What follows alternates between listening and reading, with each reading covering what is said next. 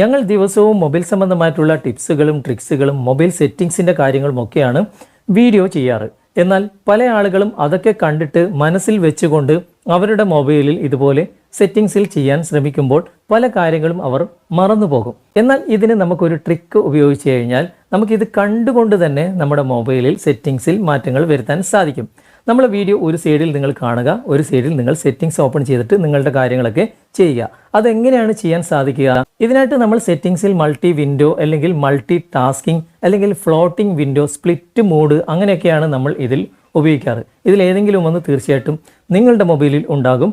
എന്ത് തന്നെയായാലും ഇതെങ്ങനെയാണ് സെറ്റ് ചെയ്യുന്നത്, എങ്ങനെയാണ് ഇത് ഉപയോഗിക്കുന്നതെന്ന് നമുക്ക് തുടർന്ന് വീഡിയോ കണ്ട് മനസ്സിലാക്കാം.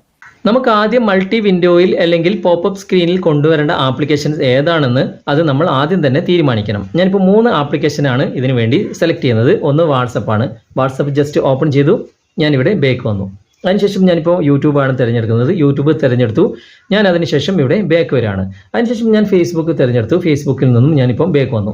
ഇപ്പോൾ ഇവിടെ റീസെൻറ്റ് ബട്ടൺ കാണാൻ സാധിക്കും. അവിടെ നിങ്ങൾ ക്ലിക്ക് ചെയ്ത് കഴിഞ്ഞാൽ ഈ 3 ആപ്ലിക്കേഷൻസുകൾ നിങ്ങൾക്ക് ഇവിടെ ഷോർട്ട് കട്ടായിട്ട് ഇവിടെ കാണാൻ സാധിക്കും. ഇതിലേതും നമുക്ക് ഓപ്പൺ ചെയ്യാം. പക്ഷേ ഓപ്പൺ ചെയ്യുന്നതിന് മുമ്പ് 3 ഒരു വിൻഡോയിൽ നമുക്ക് കൊണ്ടുവരുന്ന ട്രിക്ക്, നമുക്ക് ആ ഒരു ഐക്കണുള്ളൂ. ഇപ്പോൾ ഫേസ്ബുക്ക് ആണെങ്കിൽ ഫേസ്ബുക്കിൻ്റെ ഐക്കണിൽ ജസ്റ്റ് ഒന്ന് ടാപ്പ് ചെയ്യുക. അങ്ങനെ ക്ലിക്ക് ചെയ്ത് കഴിഞ്ഞാൽ ഇവിടെ ഓപ്പൺ ഇൻ പോപ്പപ്പ് വ്യൂ എന്ന ഓപ്ഷൻ കാണാൻ സാധിക്കും. ജസ്റ്റ് അവിടെ നിന്ന് ക്ലിക്ക് ചെയ്ത് കഴിഞ്ഞാൽ ഇത് ചെറിയൊരു ഐക്കണായിട്ട്, ചെറിയൊരു ഭാഗമായിട്ട് നമുക്ക് എവിടെ വേണമെങ്കിലും ഇങ്ങനെ കൊണ്ടുവെക്കാം. ഓക്കെ, ഇനി നമുക്ക് ഇതിലേക്ക് കൊണ്ടുവരേണ്ടത് ഒരേ ഡിസ്പ്ലേയിൽ തന്നെ നമുക്ക് യൂട്യൂബാണ്. യൂട്യൂബിന് നമുക്കിവിടെ വീണ്ടും റീസെൻറ്റ് ബട്ടൺ ക്ലിക്ക് ചെയ്യാം. അതിനുശേഷം യൂട്യൂബ് തിരഞ്ഞെടുക്കുക. ആ ഒരു ഐക്കണിൽ ജസ്റ്റ് ഒന്ന് ക്ലിക്ക് ചെയ്യാം.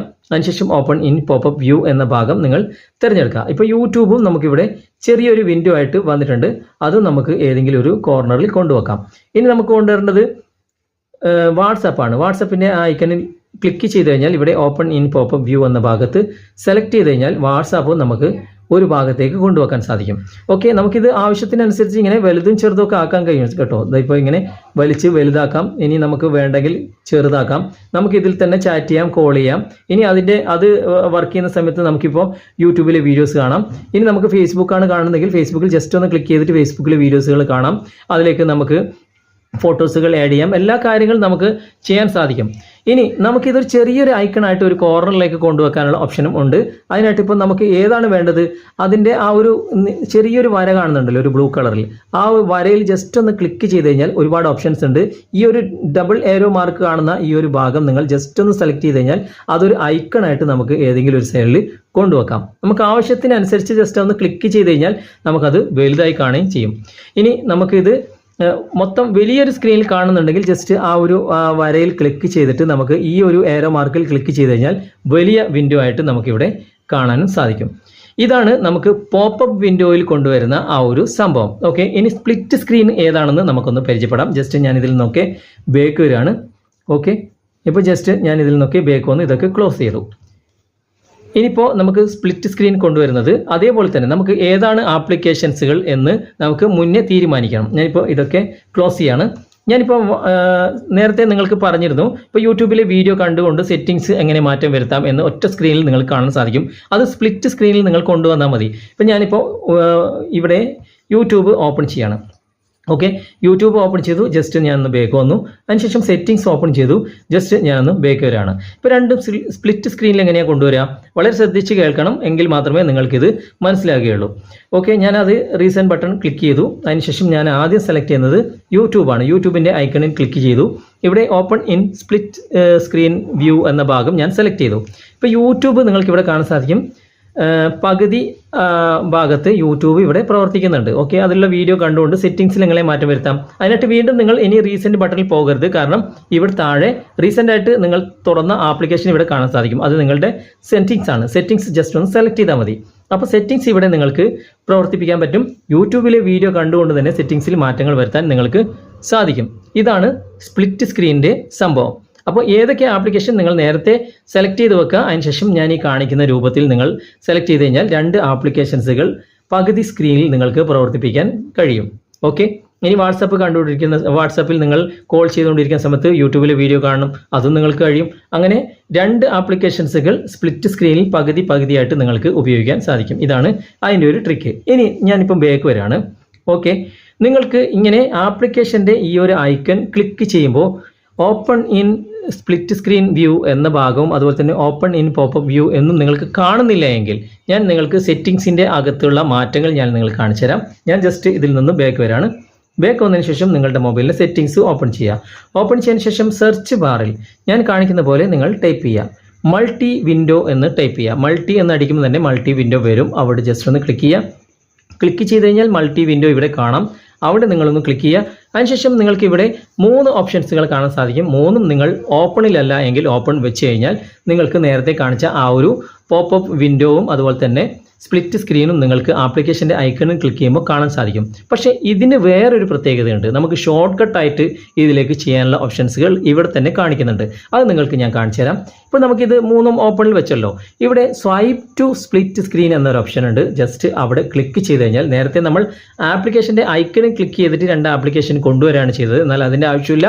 നിങ്ങൾക്കിവിടെ 2 പേരിൽ ഉപയോഗിച്ച് ഇങ്ങനെ സ്വൈപ്പ് ചെയ്ത് കഴിഞ്ഞാൽ സ്പ്ലിറ്റ് സ്ക്രീൻ മോഡിലേക്ക് മാറ്റാൻ ഇവിടെ തന്നെ കഴിയും എന്നാണ് പറയുന്നത്. നമുക്ക് ജസ്റ്റ് ഒന്ന് ട്രൈ ചെയ്ത് നോക്കാം.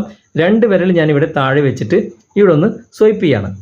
ഇപ്പോൾ നിങ്ങൾക്ക് കാണാൻ സാധിക്കും ഇവിടെ സ്പ്ലിറ്റ് സ്ക്രീനിൽ വന്നു കഴിഞ്ഞു. ഇനി നമുക്ക് താഴെ ഏതാണ് ആപ്ലിക്കേഷൻ, അത് നിങ്ങൾക്ക് ഇപ്പോൾ വാട്സപ്പ് ആണെങ്കിൽ വാട്സപ്പ്, യൂട്യൂബ് ആണെങ്കിൽ യൂട്യൂബ്, അത് ഓപ്പൺ ചെയ്താൽ മതി. ഇപ്പോൾ നിങ്ങൾക്ക് പകുതി സ്ക്രീനിൽ യൂട്യൂബ് കാണാം.